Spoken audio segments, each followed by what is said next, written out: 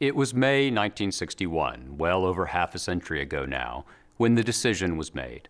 John Seigenthaler was the administrative assistant to the Attorney General of the United States, Robert Kennedy, and there was trouble, significant trouble, in Seigenthaler's native South. The Freedom Riders, civil rights activists protesting segregated interstate travel, had been stopped and beaten in Anniston, Alabama. Now the action was moving to Birmingham and to Montgomery. Kennedy and his brother, the President of the United States, needed to send someone to help. "Well, who have we got?" John Kennedy asked. Bobby Kennedy's reply was succinct and momentous. "John's here. He can go." And so Seigenthaler went. His credentials? As native of Nashville, Seigenthaler was garrulous, engaging, and indisputably a son of the South. He recalled that, "I'd go in, my Southern accent dripping sorghum and molasses, and warm them up." In theory, his task was to work with the Alabama authorities to get the Freedom Riders to safety. In reality, once there, he saw a woman being attacked outside the Montgomery bus station and tried to intervene. The next thing he knew, he had been beaten by a white demonstrator brandishing a piece of pipe. His skull fractured, the personal representative of the President of the United States and of the Attorney General lay on the pavement for half an hour. He may have been on the ground, but in a larger sense, John Seigenthaler had stood up for the right over the wrong, for justice over injustice.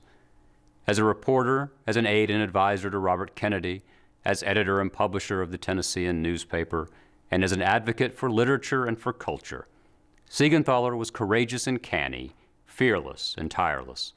He embodied the best journalism could be, calling them as he saw them, but he also understood that much of life unfolds in the twilight.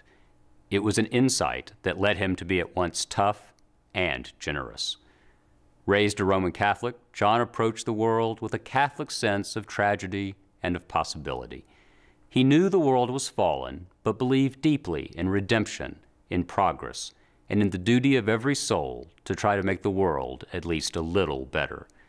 He understood the injunction that to whom much is given, much is expected, and grateful for his own life, he held himself to account. John adored the arena of public life.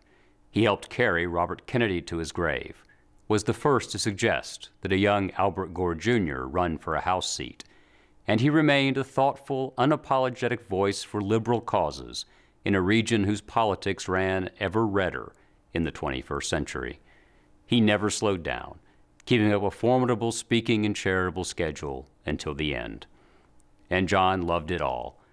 There will be many moments in the coming years when those of us in Nashville and beyond will wish that we, like the Kennedys in an hour of crisis, could once more send John Seigenthaler into the fray to seek the truth and protect the powerless, all with that melodious accent and an inescapable sense of the joy of the fight.